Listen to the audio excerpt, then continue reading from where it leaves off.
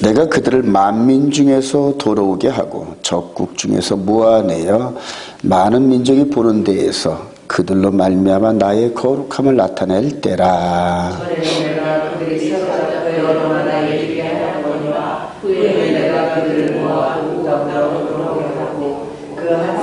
이방에 남기지 아니하리니 그들이 내가 여호와 저희들의 하나님인 줄 알리라. 같이 봅니다. 내가 다시는 내 얼굴을 그들에게 가리지 아니하리. 이는 내가 내 영을 이스라엘 족속에 쏟았음이라. 주 여호와의 말씀이라. 아멘. 28절에 보니까 그 한 사람도 이방에 남기지 아니하리니, 한 사람도 남기지 않는데 이게 말씀대로 될 줄로 확신합니다.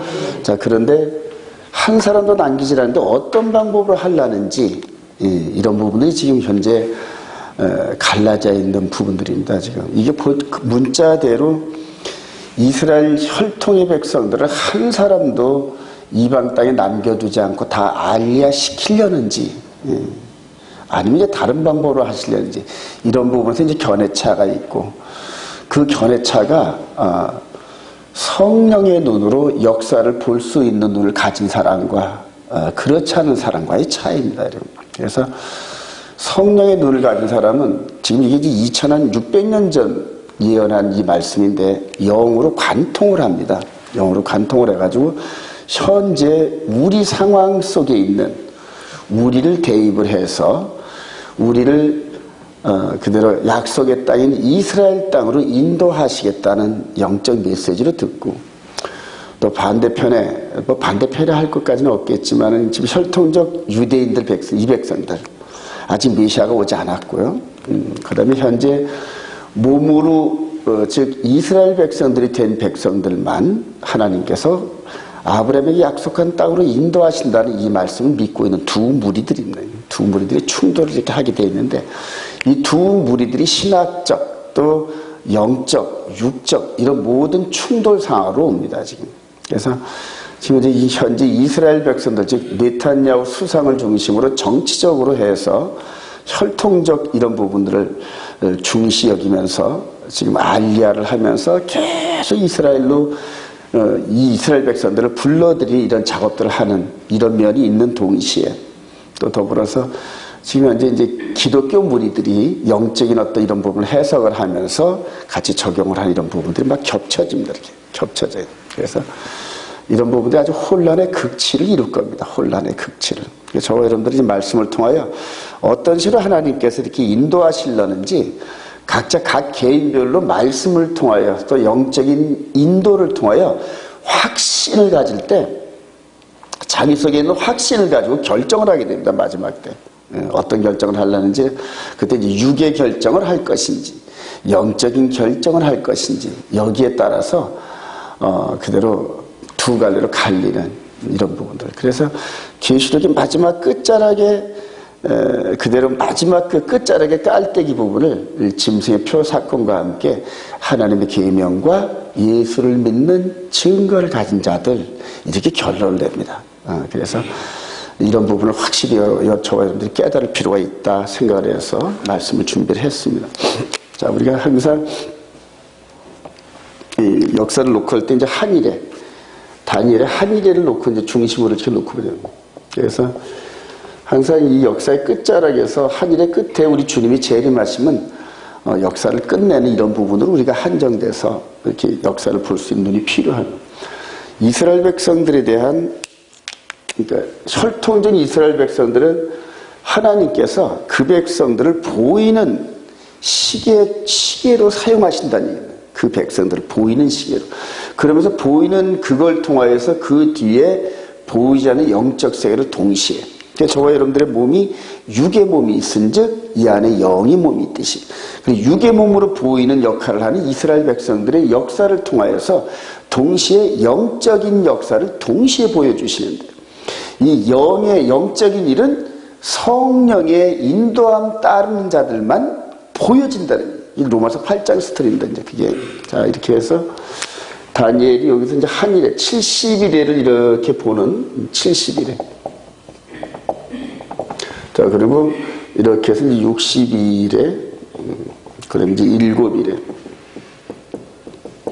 그래서 그게 BC 535년쯤에 이제 이 메시지를 받고 이렇게 해가지고 이게 실제적으로 이루어졌습니다, 여러분. 자, 그런데 오늘 에스겔이 여기에서 이 메시지를 받을 때가 언제쯤이냐면 이 메시지가 어디서부터 시작되냐 하면은 에스겔서 33장으로 가봅시다. 33장.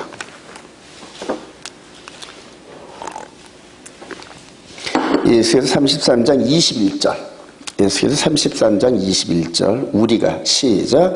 우리가 사로잡힌 지 12째 해 10째 달 5째 날에 예루살렘에서부터 도망하여 온 자가 내게 나와 말하기를 그 성이 함락되었다 하였는데, 예루살렘 성이 함락되었다 그래요. 그러면서 사로잡힌 지는 12해가 됐고, 사로잡힌 지는. 그 다음에 그때에 예루살렘 성이 함락됐다 이렇게 이제 전언을 하더란 말이에요. 그러니까 예루살렘 성이 함락된 그 해가 주전 586년입니다. 자, 그리고 에스겔은 요때로부터 12년 전에 잡혀갔다는 얘기다. 그래서 597년 두 번째 느부갓네살 왕이 예루살렘에 침공할 때 또 잡혀갔단 말이에요. 자, 다니엘은 605년에 잡혀간 거예요. 605년에 잡혀갔고. 자, 그리고 여기서 역사를 조금 더 때려가서 주전 721년에는 북이스라엘이 아수르에 의해서 패망이 됐고, 그 다음에 오늘 이 말씀을 받을 이때는 아수르는 바벨론에 망한 그런 나라란 말입니다. 이래서 역사의 흐름을 이렇게 볼 필요가 있어요. 그래서 이쯤에 주전 586년에 남방 유다 두 지파, 이제 유다 지파와 베냐민 지파가 살고 있었던 예루살렘 성을 회파를 해버렸어요.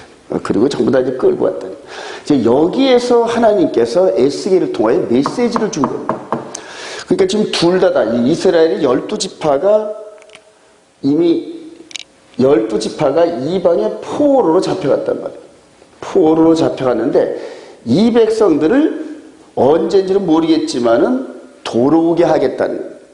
완전하게 돌아오는데 이방에 한 사람도 안 남기고 다 돌아오겠다고 어떤 이 메시지를 선언한 거라면, 이게 이제 언제인지 모르는데 이후에 이때로부터 한 50년 후쯤에 다니엘을 통하여 이스라엘 백성들을 70일에로 한정하였나니 딱 정했단 말이에요. 그러니까 이걸 움직이면 하나님 말씀을 늘렸다 줄였다 하는 게 되기 때문에 안 됩니다. 그래서 이 부분을 딱 고정을 시켜놓은 상태에서 나머지 예언서를 해석들을 해야 돼요. 그러니까 하나님의 말씀의 틀 안에서 벗어나면 내가 잘못한 거구나 이렇게 인정을 해야 된다. 자, 그런데 이제 이게 여기 이제 요 엔드라인 요 부분에서 42달이 마귀의 하수인인 적그리스도에게 남겨진 시간입니다. 남겨진 시간, 이거는 또 움직이면 안 돼요. 자, 이런 식으로 해서 저와 여러분들이 42달이 되는 요 직전, 요 부분에서 저와 여러분들이 지금 살고 있다는 거예요. 그러니까 42달 되기 이전에 이 부분. 그래서 사람들이 이제 이런 부분들을 잘 구조를 이해를 잘 못한다는 얘기예요. 못하는데.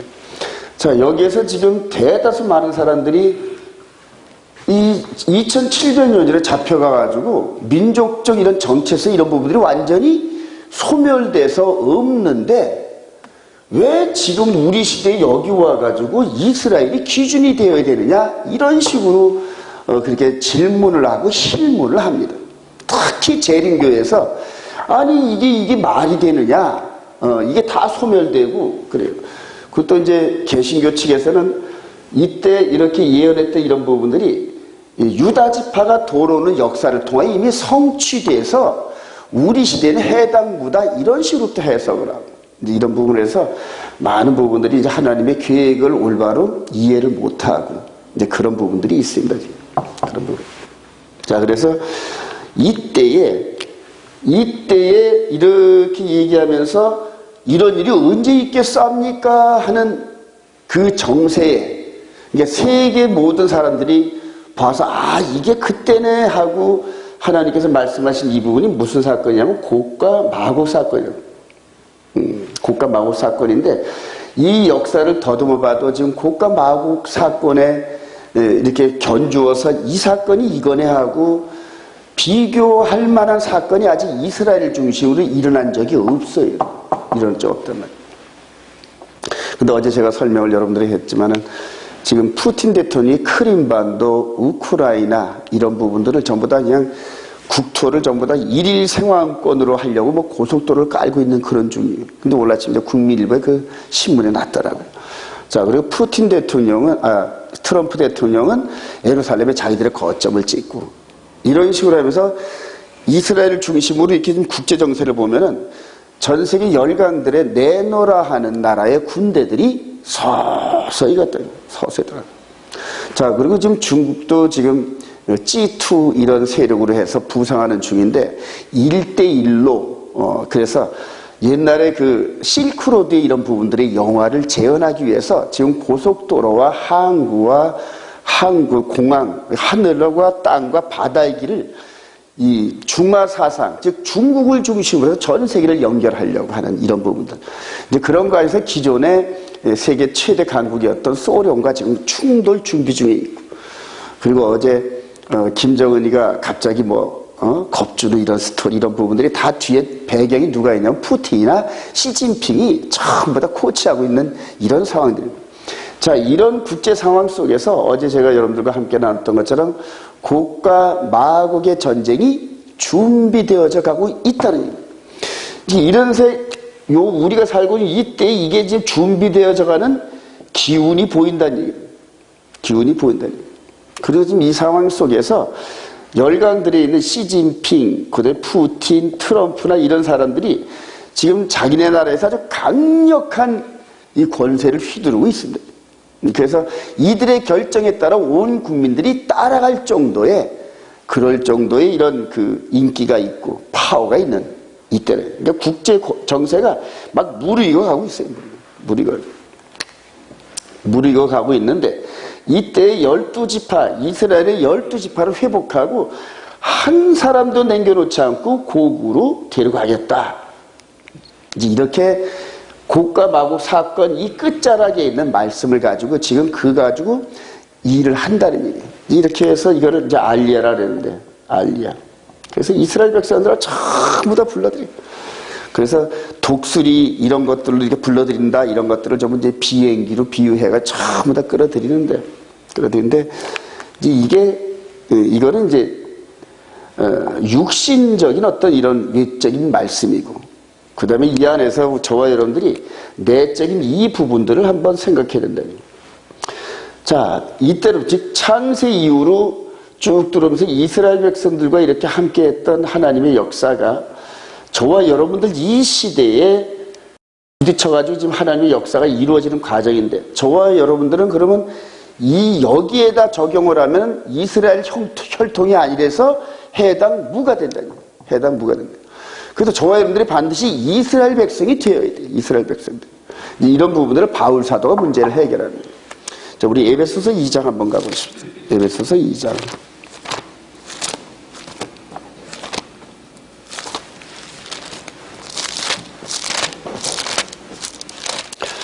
로마서에서 이미 혈통적 유대인이 아니요.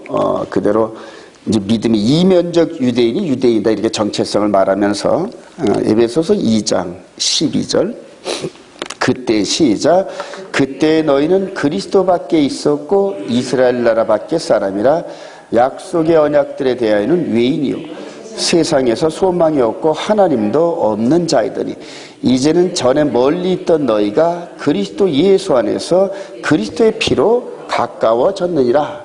그리고 이제 그 밑으로 쭉 말하면서 혈통적 이스라엘과 그다음에 혈통적 이방인을 예수 그리스도 안에서 한 세 사람으로 만들어가지고 이제 그게 이스라엘이라는 얘기예요. 그래서 예수 그리스도 안에 있는 자들이 이제는 예수 그리스도 십자가 안에 있는 자들이 이스라엘이라는 얘기예요. 그래서 혈통적 이스라엘도 예수를 믿음으로 이 안에 들어갈 수 있고 이방인들도 오직 예수를 나의 메시아로 인정하는 자들만이 이 안에 들어가면서 이스라엘이라는 나라가 정체성의 변화를 느낍니다.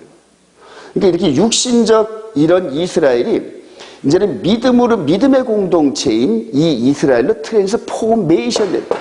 이걸 개혁의 때라 하는데 이 부분을 히브리서 9장 10절에 개혁의 때 이렇게 얘기를 해요.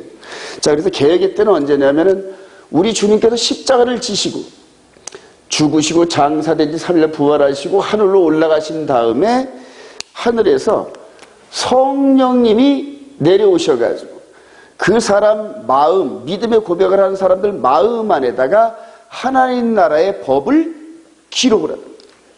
예수를 믿어야만 이 일이 진행이 됩니다. 예수를 안 믿고는 불가능합니다. 왜냐하면 이 안에 있는 이 영의 몸이 죄와 허물로 죽었기 때문에 예수를 나의 구주로 영접하면서 이 영이 죽었던 영이 거듭나는 이 체험을 안 하면은 그 안에다가 하나님 나라의 법을 기록할 방법이 없습니다. 기록할 방법이. 자, 이렇게 해서 요 초대교회 때 성령 강림 하시는 요 때서부터 이스라엘이라는 나라가 정체성의 변화를 느낀다는 거예요. 정체성의 변화. 그래서 이거를 깨달은 사도들이 전부 다 예수를 믿으라 했던 이유가 거기고. 그리고 혈통적 유대인들이 무슨 소리 하고 있어 이런 식으로 하면서 돌팔매질 하였던 때가 이때고요. 그래서 교회가 예루살렘에 있을 수가 없어가지고 이방적으로 빠져나와가지고 2000년 동안 있다가 다시 들어가는 요 그림이라는 얘기예요. 들어가는 요 과정에서 에스겔을 통하여 말했던 곡과 마곡의 전쟁 이런 부분들이 온 열방 가운데 이거야말로 진짜 곡과 마곡의 전쟁이네 이렇게 느낀 바 그렇다면은 그래요. 그렇다면 이스라엘 백성 혈통적 이스라엘 백성들과 그렇지 않은 저와 여러분들이 어떻게 한 생명도 이방에 남겨두지 않고 다 데려가리라 이 부분이 성취될 건지 주시할 때가 온다는 얘기입니다. 주시할 때. 그러니까 하나님께서 그냥 무의미하게 그냥 지나가신 게 아니라 모든 사람들에게 다 기회를 주신다니. 지금은 뭐 각자 60%, 70%, 80% 이런 식으로 믿음 생활을 하면서 그냥 육신의 이런 부분 먹고 사는 이런 부분들. 그러나 하여튼 하나님께서 어느 한 사건을 통하여서 이 마음의 끈을 바짝 조이고 다시 모든 이 영의 몸을 정결하고 깨끗하게 준비하는 이런 계기가 있을 텐데 그런 계기가 바로 곡과 마곡의 전쟁이다. 이렇게 볼 수가 있다. 자, 그럼 어떻게 이제 하나님께서 한 생명도 이방에 절대 남겨두지 않고 데려가겠느냐. 이제 이런 방법을 이제 우리가 찾아봐야 되는데 우리 데살로니가전서 4장에 이 부분이 있습니다. 데살로니가전서 4장.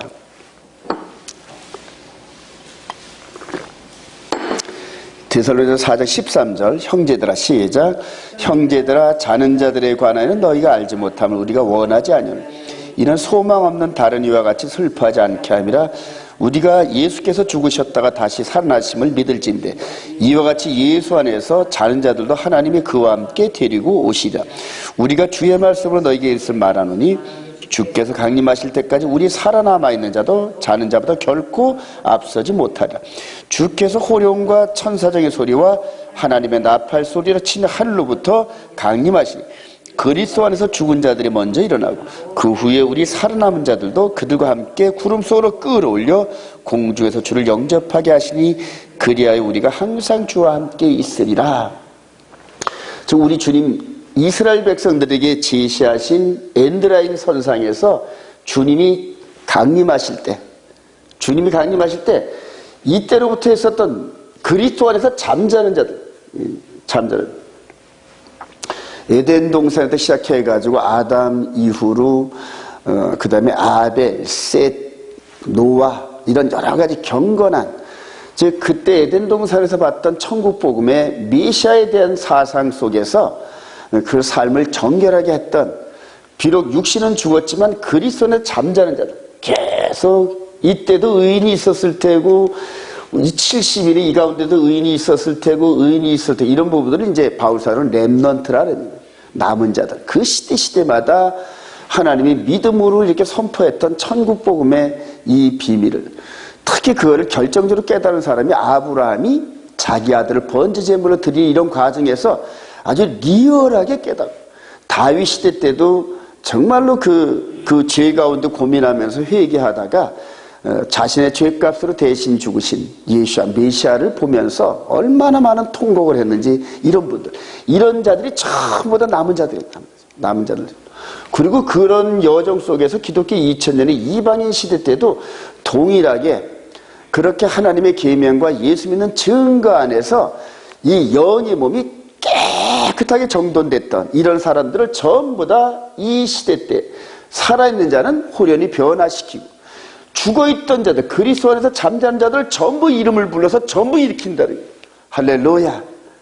그리고 바울 사도가 이런 걸 깨달으면서 전부 부활에 대한 이것이 천국 복음인데, 나중에 그대로 가이사라 거기에서 아그리빠 왕이라든가 베스도 뭐 이런 그 총리 이런 사람들 앞에서 그동안 30몇 년 동안 부활을 증거하다 그 사람들이 부활에 대한 얘기를 하니까 못 알아듣고 못 믿으니까, 당신들은 어찌 하나님께서 죽은 자를 부활시키는 이런 능력이 없다는 것을 그렇게 없는 줄 아느냐, 하나님이 부활시키는 그런 능력이 없을 것 같으냐. 그래서 부활에 대한 이런 부분들 얘기해요. 저와 여러분들이 지금 역사를 마무리하는 이 시점 부분에, 즉 고가 마국이 이게 일어나려는 국제 정세 속에 지금 살고 있다니. 그리고 여기 안에서 어떻게 해야 될 것이, 이런 것들을 찾는다니. 많은 분들이 이런 부분들 속에서 고가 마국의 전쟁이 우리 시대에 이루어질 거 아닌가 이런 식으로 보다가 드디어 저와 여러분들 시대에 이 고가 마국의 전쟁이 일어나는데, 그럼 저와 여러분들 어떻게 해야 할 것이냐, 이게 문제라니. 이게 문제. 이런 부분 속에서 저와 여러분들이 예수 그리스도를 나의 구주로 영접하고 초대교회 성도들처럼 하나님의 계명이 우리 마음에 인스톨되면서 성령의 이끌림 따라 성령의 능력을 받는데, 너희들이 성령의 능력을 받으면 권능을 받고 예루살렘과 온 유대 사마리아 땅까지 증인이 되는 이런 권능을 받는데, 어떤 권능이냐니, 어떤 권능. 저는 그래요. 감히 말하건대 에덴 동산에서부터 여기 이 70일의 마지막 42달까지 이 부분을 마치 영적인 어떤 이런 투시를 통해 통시적으로 역사를 볼 수 있는 이런 눈을 갖는다는 것, 즉 영적인 눈을 갖는다는 것, 저는 감히 이게 성령의 능력이라고 확신합니다. 할렐루야. 하나님께서 계획하신 이런 것들을 동시에 느끼면서 우리 시대에 되어질 일들에 대해서, 그러면 이 시대 때 이들을 이끌었던 성령님께서 우리 시대에 우리를 이끌지 않겠냐는 얘기. 그래서 성령의 음성에 순종하는 훈련을 해야 되는데, 그 훈련의 기본이 바로 십계명 순종이다. 십계명을 순종, 마음 안에서 십계명을 순종하는 이 훈련 속에서 성령과 동행하면서 보폭을 마칠 수 있는 그런 훈련이 된 자들은, 너희들이 어디 가서 무슨 일을 당하든지 그때 할 말을 누가 주시리라? 성령이 주시리라. 할렐루야. 그거라니. 미리 다 주는 게 아니라니. 그때 상황에서 그대로 할 말들을 전부 다 이런 통시적인 성경관을 통하여 깨닫고, 그거는 이런 거야 하면서 그때 해야 할 일들을 성령께서 주신다는 얘기예요. 그러니까 두려워하지 말라는. 육신은 죽이되 육신 안에 있는 영을 죽이지 못하는 저들을 두려워하지 말고, 동시에 지옥불에 태우는 그런 심판하시는 하나님을 두려워하라는. 저와 여러분들이 이런 부분에서 준비가 되어져야 됩니다. 오늘 하루 주어진 이 삶의 현장 속에서 하나님 나라의 법인 십계명을 마음속에서 품으면서 그 말씀대로 순종하고자 하는 그 훈련을 오늘도 해야 된다. 계속적으로 하다 보면은 거의 성령의 음성이 동시동작, 우리 영어를 보면 동시동작이라 그러잖아요. 이런 분사구문 이런 부분들을 이제 동시동작이라는데, 성령께서 말씀하시면 동시에 깨달을 수 있는, 이제 영어를 동시에 통역할 수 있는 이 정도의 능력이라. 저와 여러분들은 그런 그 성령의 음성을 사모하시길 소망합니다. 그렇게 해서 에스겔을 통해 했던 이런 역사적 관통 이런 부분들이 현재 되어지는 국제 정세 속에서 전부 다 성경의 말씀과 함께 매칭이 되면서 앞으로 되어지는 이런 일들을 준비하는 저와 여러분 되시길 소망합니다. 계시록 18장을 여러분들 한번 많이 읽어보세요. 전 세계 경제가 동시에 하루 만에 무너지는 이런 사건들이 앞으로 있습니다. 그래서 이 완전히 시스템화된 컴퓨터로 모든 결제나 이런 모든 것들을 이렇게 결제하는 이 경제 시스템을 어느 한 구석에서 수독을 시켜버리면 피가 딱 멈춰서 이렇게 이걸 뭐라 그러지? 이게 쓰러진 뇌출혈인가 이런 부분들 속에서 피의 흐름이 막히면 사람이 쓰러지듯이 이 경제는 돈이 혈액인데 돈의 흐름과 이런 것들을 어느 순간에 딱 끊어버리면 전 세계 경제가 마비되면서 아주 아비규환으로 들어가고 이제 그럴 겁니다. 이제 이런 부분들을 예의주시하시면서 여러분들의 삶의 현장에서 경제활동 또 자녀들의 인도하는 이런 활동 이런 부분들을 성령의 음성에 맞춰 이렇게 이끌림 받는 저와 여러분 되시기를 주님의 이름으로 축원드립니다. 기도.